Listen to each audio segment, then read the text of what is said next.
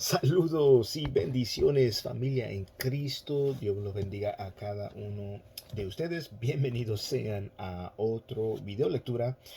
Continuamos nosotros en la serie a la epístola a los Romanos. Estamos en el capítulo 13 y vamos a concluir este capítulo en esta tarde, en esta noche. Y quiero que leamos nosotros los versículos 8 hasta el 14. Entonces, si tiene sus Biblias, por favor, acompáñenme. Estamos en la epístola a los Romanos, en el capítulo 13, y vamos a iniciar en el versículo 8. Voy a dar la lectura a los versículos y ahorita vamos a regresar a cada versículo para ir um, explicando y analizando aquí lo que la palabra del Señor nos enseña. Dice la palabra de Dios en el nombre del Padre, del Hijo y el Espíritu Santo. No debáis a nadie nada sino el amaros unos a otros, porque el que ama a su prójimo ha cumplido la ley. Porque esto, no cometerás adulterio, no matarás, no hurtarás, no codiciarás, y cualquier otro mandamiento en estas palabras se resume: amarás a tu prójimo como a ti mismo. El amor no hace mal al prójimo, por tanto, el amor es el cumplimiento de la ley. Y haced todo esto conociendo el tiempo, que ya es hora de despertarnos del sueño, porque ahora la salvación está más cerca de nosotros que cuando creímos. La noche está muy avanzada y el día está cerca, por tanto desechemos las obras de las tinieblas y vistámonos con las armas de la luz. Andemos decentemente como de día, no en orgías y borracheras, no en promiscuidad sexual y lujurias, no en pleitos y envidias. Antes bien, vestíos del Señor Jesucristo, y no penséis en proveer para las lujurias de la carne. Lo que nosotros estamos viendo aquí, si regresamos al versículo 8: no debáis a nadie nada sino el amarnos unos a otros. Um, lo que aquí tenemos no es una prohibición contra toda forma de deuda, porque reconocemos que hay algunos tipos de deudas que son inevitables en nuestra sociedad, porque la mayoría, si no todos, tenemos facturas mensuales de teléfono, de gas, luz, agua, etcétera. Y sería imposible llevar un negocio sin contraer algunas deudas. Entonces aquí el consejo no, el consejo es no demorarnos en cuanto a pagar esas deudas. Entonces no se trata de que yo uh, tenga y gaste, derroche mi dinero en obteniendo muchas cosas, y tal vez muchas cosas que necesito, solamente por ¿verdad? Por la compañía, solamente porque es algo que está de moda, está pegando, y no necesariamente porque lo necesitas. Entonces, en general, pues debemos ejercer una responsabilidad financiera cuando estamos, um, como, sobre todo como creyentes, viviendo de una manera modesta, dentro de nuestros medios, dentro de nuestras posibilidades, no estar endeudándonos simplemente para aparentar algo que no somos. Simplemente debemos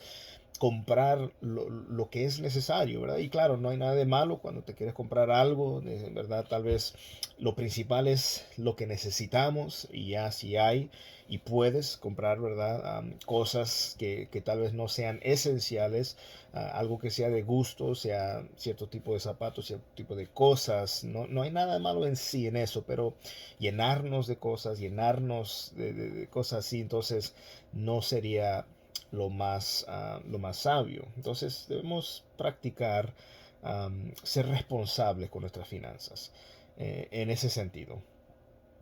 Debemos recordar en todo momento, ¿verdad? Que el que toma prestado es esclavo del que presta. Entonces, si nosotros nos metemos en deudas, tarjetas de crédito, esto, lo otro, lo que vamos a esclavizarnos, vamos a ser esclavos a estas deudas por años, y entonces es necesario tomar esta exhortación, o más bien este consejo que Pablo nos está dando aquí. Entonces, la deuda debemos siempre tener pendientes es el de amar. Si algo vamos a endeudarnos es en dar amor, ¿verdad? No debéis a nadie nada, sino el amarnos unos a otros, porque el que ama a su prójimo ha cumplido la ley. Mira lo que dice el versículo 9, porque esto no cometerás, aquí está, Pablo acá está diciendo los cuatro de los mandamientos: no cometerás adulterio, no matarás, no hurtarás, no codiciarás, y cualquier otro mandamiento. En estas palabras, todo esto se resume en la frase, amarás a tu prójimo como a ti mismo. Este amor se manifiesta dando, y generalmente en dar de una manera abnegada, porque si nosotros consideramos lo que Dios nos ha dado a nosotros, de tal manera amó Dios al mundo que dio su Hijo unigénito. Y Cristo amó a la iglesia de tal forma, de tal manera, que Dios se dio a sí mismo por ella. Entonces, el amor encontró su perfecta expresión sobre la tierra en la persona de nuestro Señor Jesucristo. Entonces, nuestro amor a Dios se va a manifestar en la obediencia a sus mandamientos. No, a veces confundimos y pensamos que porque yo diga que soy cristiano, automáticamente ya no hay nada que yo debo de hacer. No, yo debo no solo de cargar el título, no solo debo de decirme ser cristiano, también debo de practicar lo que la palabra de Dios me enseña. Debo de vivir lo que Dios pide de mí, porque de nada sirve que yo me diga cristiano y yo siga haciendo todo lo contrario a lo que la Biblia enseña.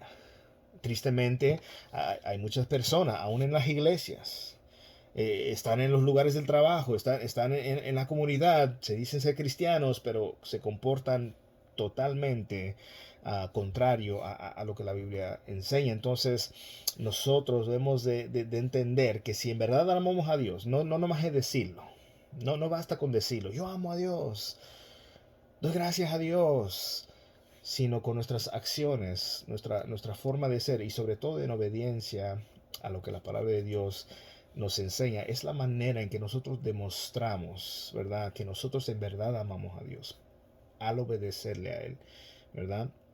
Entonces eso es algo que nosotros tenemos que tomar en cuenta. Versículo 10 dice: el amor no hace mal al prójimo, por tanto el amor es el cumplimiento de la ley. Entonces no solo evitamos dañar a las personas, las conexiones, la propiedad y el carácter de las personas a nuestro alrededor, tampoco debemos hacer ningún clase de mal a nadie en lo absoluto. No importa si no cree como yo.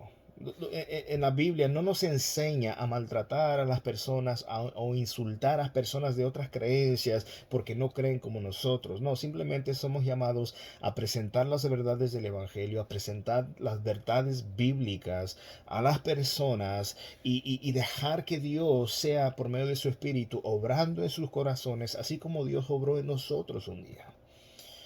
Yo crecí en la iglesia por muchos años, pero yo nunca tuve un encuentro con el Señor. Yo no conocía a Dios. Yo decía conocerlo, yo decía ser cristiano, y hacía cosas que no eran correctas, maldecía, hacía muchas cosas que no eran de acuerdo a los principios bíblicos. Hasta que un día Dios trató conmigo personalmente. Yo tuve un encuentro con el Señor, y de nuevo, yo no lo estaba buscando, yo estaba viviendo mi vida, yo en un momento muy difícil, pegando fondo. Aún así, yo no estaba interesado en buscar a Dios, pero sin en cambio Dios vino y me encontró ahí donde yo estaba perdido, y obró en mi corazón, transformó mi voluntad, transformó mi vida, y gracias a Él es que yo puedo decir: no soy perfecto, no lo sé todo, pero estoy deseando madurar, deseando crecer en el Señor, y sobre todo obedecerle a Él, y dar un ejemplo a las personas que están a mi alrededor, en la comunidad donde yo esté trabajando. Ser un ejemplo, mostrar que en verdad yo amo al Señor, no por decirlo solamente: oh, yo amo a Dios, soy cristiano. Que mis propias acciones, que mis hechos, que yo demuestre, que yo dé evidencia de que en verdad Dios ha hecho una obra en mí. Porque tristemente hoy en día no conocemos qué es la obra del Espíritu Santo. No conocemos qué es en realidad el Evangelio. Se ha creído, muchos han creído en un cristianismo místico, en un cristianismo supersticioso y repite esto y di esta frase y tú declara y tú decreta y a las contar al tres y honestamente vamos a las escrituras. Y encontramos que eso no es el Evangelio. El Evangelio es que Dios, quien es santo, quien es el creador de todas las cosas, quien nos hizo, nos formó, Él ha creado todo el mundo, Él hizo a Adán y a Eva, los creó, ellos eran perfectos, no, en ellos no había maldad, no había malicia, pero sin en cambio, al no obedecer a Dios, por desobedecer el mandato que Dios les dio de no comer de la fruta del árbol del bien y del mal, entró el pecado, entró el caos, entró la muerte a todos los habitantes, afectó la naturaleza, afectó a los animales y nosotros reconocemos que estamos en un mundo caído, hemos nacido en pecado, como dice el salmista David en el Salmo 51, en pecado me concibió mi madre, nacimos en pecado. Y entonces hay una necesidad que nosotros tenemos de la redención de Dios, de ser redimidos por Dios. Ahora, ¿cómo es que yo me doy cuenta que yo necesito a Dios, que estoy en pecado? Es por medio de la palabra de Dios. La fe viene por el oír y el oír la palabra de Dios. Somos redarguidos por la ley de Dios, por las normas divinas de Dios que nos hacen reflexionar y decir, wow, yo he transgredido las leyes de Dios, yo soy un pecador, necesito a este gran Salvador y lo maravilloso es que Dios envió a su Hijo. Yo sé que estamos acercándonos al tiempo navideño y todo eso, y el mundo creo que Él nació el 25. Bueno, sabemos que Cristo no nació el 25, pero en ese hecho, yo sé que hay personas que no les gusta la Navidad, y que es pagano, y que es el otro, pero la cosa es, el punto central es aprovechar para anunciar que ha nacido el Salvador, vino a este mundo, nació de una virgen y el cumplimiento de la profecía que un hijo será nacido y será llamado Emmanuel, Dios con nosotros, será príncipe de paz, será consejero. Y entonces nosotros tenemos que entender que es una oportunidad perfecta para hablar no solo de que nació, sí Él nació, pero también que Él vino a morir por quienes, por pecadores, por personas que necesitaban a un Salvador, ser redimidos, pero aquí está la clave. Es solamente para aquellos que crean en Cristo. Porque de tal manera amó Dios al mundo que dio su Hijo unigénito. Y aquí está la clave, para que todo aquel que en Él crea, para las personas que pongan su fe en Él, no se pierdan, mas tengan vida eterna. A nosotros haber creído en Cristo, a nosotros haber recibido las buenas nuevas de la salvación, fuimos exhortados en cuanto a nuestro pecado, confrontados por nuestro pecado, el Espíritu Santo nos redarguyó de nuestro pecado y nos guió al arrepentimiento, la evidencia de que yo he creído.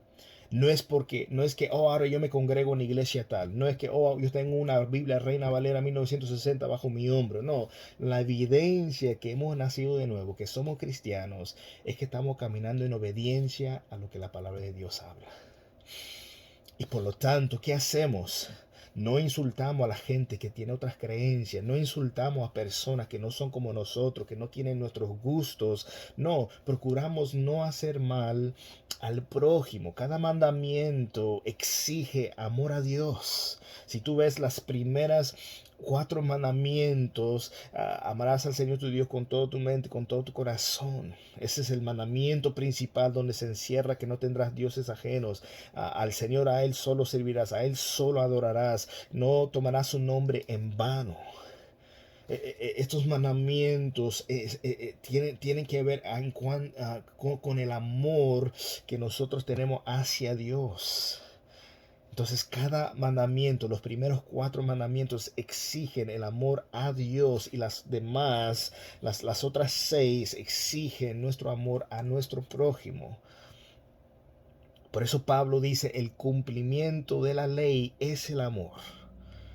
Cuando tú amas a Dios, tú amas al prójimo. Cuando tú respetas, tú reverencias el nombre de Dios. Cuando tú respetas a las personas, aunque no sean como tú, aunque no crean como tú, lo que estamos haciendo, lo que hemos creído en el Señor, estamos cumpliendo um, lo que es la ley, amando, obedeciendo el mandamiento del Señor. Reconocemos que no es por eso que llegamos al cielo, no somos salvos por obras. Dice Efesios 2, 8 al 10, que no es por obras para que nadie se gloríe. Tito 3, 5, que dice que no nos salvó por obras de justicia que nosotros hayamos hecho, sino por su misericordia, por el lavamiento de la regeneración, por medio de la renovación del Espíritu Santo. Entonces eso es importante entender, pero cuando somos salvados, cuando en verdad somos creyentes, que hemos creído en Cristo, eso es algo que se refleja con nuestros hechos. Mira lo que dice el versículo 11, y hacer todo esto conociendo el tiempo, que ya es hora de despertarnos del sueño, porque ahora la salvación está más cerca de nosotros que cuando creímos. Conociendo el tiempo, no nos portamos como los que no están al tanto de que el fin se está acercando. No vamos a pretender, no pasa nada, las cosas van a mejorar, todo va a estar bien. Eso quisiéramos. Pero la cosa es, yo reconozco, miro cómo están las cosas alrededor de todo el mundo, no solo en América, que estamos en medio de contradicciones y controversias y revueltos aquí y allá por todas partes del mundo. Estamos viendo las señales del fin, estamos viendo cómo las cosas están llegando a culminar, a llegar hasta cerca del tiempo del fin, pero más que nada, lo más hermoso, nos damos cuenta que ya es hora de levantarnos del sueño, salir de esa apatía espiritual, porque tristemente hoy en día, cuando pensamos en la pandemia, pensaríamos, bueno, esto nos va a acercar más a Dios. Lamentablemente, por lo que vemos, por las estadísticas, por lo que los que han hecho encuestas, se está viendo lo contrario. Menos personas regresando a las congregaciones, menos personas, aquellos que ya están en presencial, ya no están congregando, pero están en todas partes, están en las tiendas, están aquí, están de salidas y vueltas, yendo de aquí a allá, pero no en la iglesia, no. Mira, no es tiempo para demostrar apatía espiritual. Debe interesarnos las cosas de Dios. Claro, todo con prudencia. Tampoco voy a decir, no se preocupen, no sigan las restricciones. Mira, seamos prudentes. Hay recomendaciones que se han hecho, distanciamiento, usar mascarillas y usar el alcohol en gel y todo eso. Mira, esas cosas se deben de usar con prudencia, pero reconocemos que es lamentable ver la apatía espiritual, ver que personas están en las iglesias, son miembros de una iglesia y parece que están dormidos, hablando espiritualmente. Entonces aquí el texto dice, ya no es hora de estar durmiendo, levántanse del sueño, despiértanse, préndanse de nuevo para el Señor. ¿Por qué? Porque lo dice Eric, no, porque ahora está más cerca de nosotros nuestra salvación. El día que el Señor viene por su iglesia o nos llama a su presencia, está más cerca de cuando creímos. Yo creí en el Señor en el 2016. Mi salvación, y estoy hablando no en cuanto a lo que yo no he creído en Cristo, pero mi redención completa, de que yo esté unido con mi Señor, se está acercando más cerca de cuando Él me salvó en el 2006. Está mucho más cerca ahora. A eso se está refiriendo. Vivimos en expectación del día de salvación que está más cerca que nunca. Mira lo que está pasando, mira los noticieros, mira todas las noticias, mira los medios, de qué están hablando y todo lo que está sucediendo. debemos nosotros ver los tiempos en los cuales vivimos. Tiempos en los cuales ya no es tiempo, ya no es hora para estar ahí de una manera no importándonos las cosas de Dios. No me importa, pero entrados en todo lo demás, en las aficiones, en los deportes, en todo lo demás. Hay tiempo para todo, claro. No estoy hablando que sea malo ir al gimnasio. No es malo. No es malo ir a pescar. No es malo ir a nadar. No es malo ir al lago. No es malo pasear. No, pero todo tiene su tiempo. Lamentablemente para Dios, para asistir a la iglesia, para servir en la iglesia, para estar adorando junto, aprendiendo junto de la palabra, muchas veces no hacemos tiempo para eso. Pero eso solamente evidencia que estamos dormidos y la palabra nos está diciendo que es tiempo de despertar. ¿Verdad? Porque en un sentido nuestra salvación es una realidad presente. Somos salvados por la gracia del Señor. Pero en otro sentido es incompleto hasta que Cristo regrese y nos glorifique y nos dé cuerpos glorificados. Es de esta salvación futura a la cual Pablo está refiriéndose. Ahora que está más cerca de nosotros nuestra salvación cuando nosotros creímos. Cada día que vivimos nos trae más cerca al día del Señor, más cerca al día de la revelación de su gloria. Versículo 12, la noche está muy avanzada, el día está cerca, por tanto desechemos las obras de las tinieblas y vistámonos con las armas de la luz. En la edad presente es como una noche de pecado que acaba de correr su curso. El día de la gloria eterna está a punto de amanecer. El día de gloria, cuando seamos glorificados, lo que estamos ansiando, deseando, ya está a punto de amanecer para nosotros que hemos creído. Esto significa que deberíamos desechar todos los sucios vestidos de la mundanalidad. En otras palabras, todo lo asociado con la injusticia, con la maldad. Desechando esas cosas. Y más bien deberíamos vestirnos las armas de la luz, lo que significa que debemos cubrirnos con la cobertura protectora de una vida santa.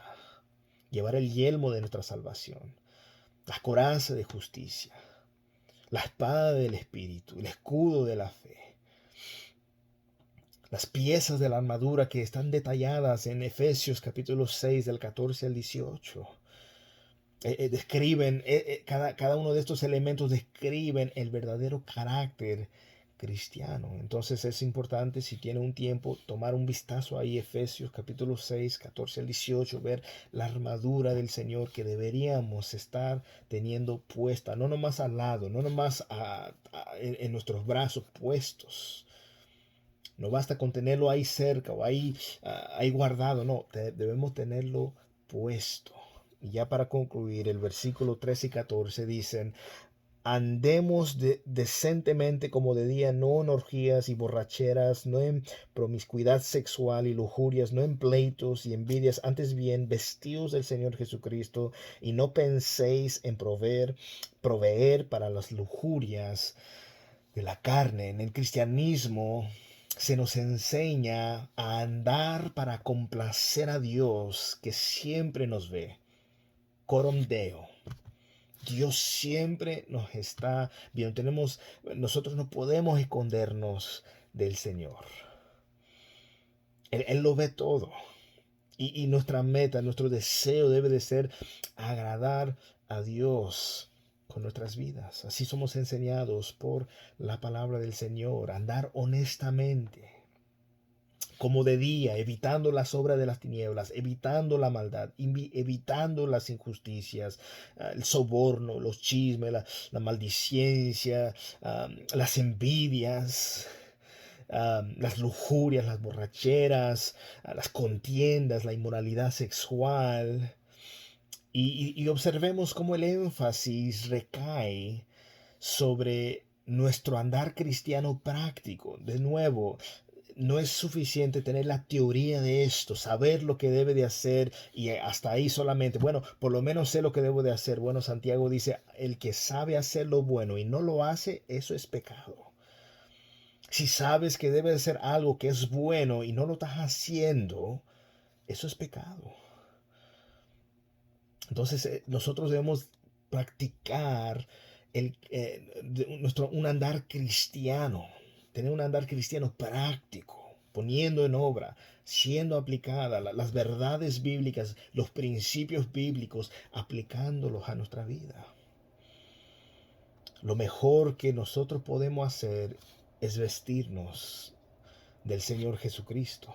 Y esto significa que debemos adoptar todo su estilo de vida, vivir como Él vivió, andar como Él anduvo. Así nos dice la palabra de Dios, aceptarlo a Él como nuestro guía y como nuestro ejemplo. Él debe de ser nuestro, a quien nosotros imitamos.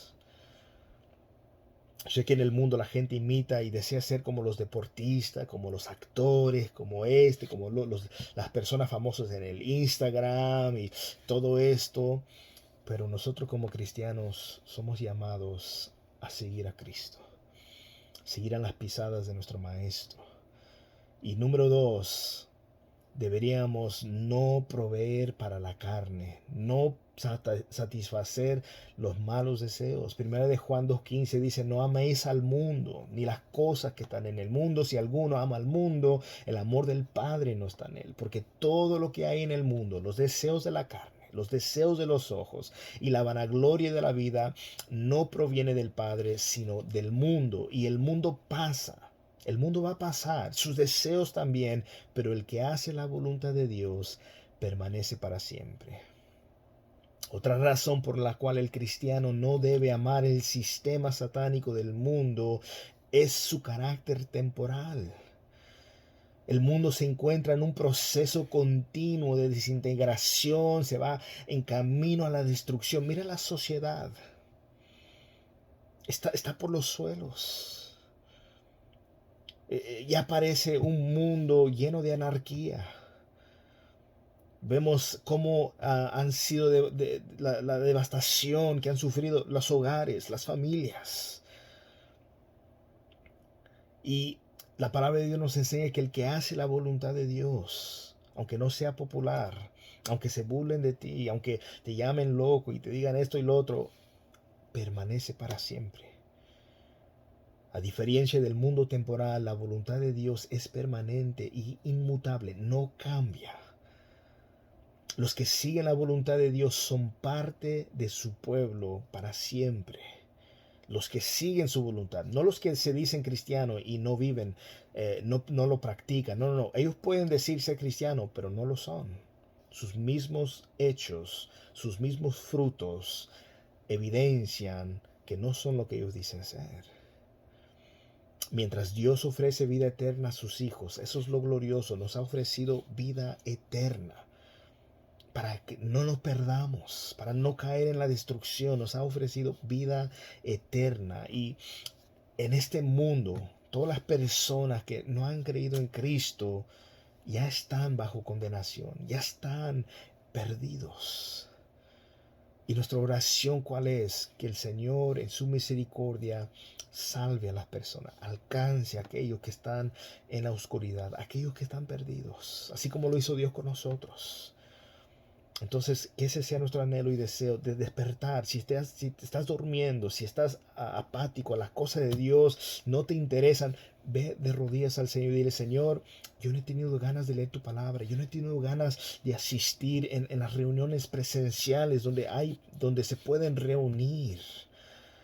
Señor, cambia este corazón, trata con este corazón y ayúdame, Señor. Pon en mí el querer como el poder hacer tu buena voluntad.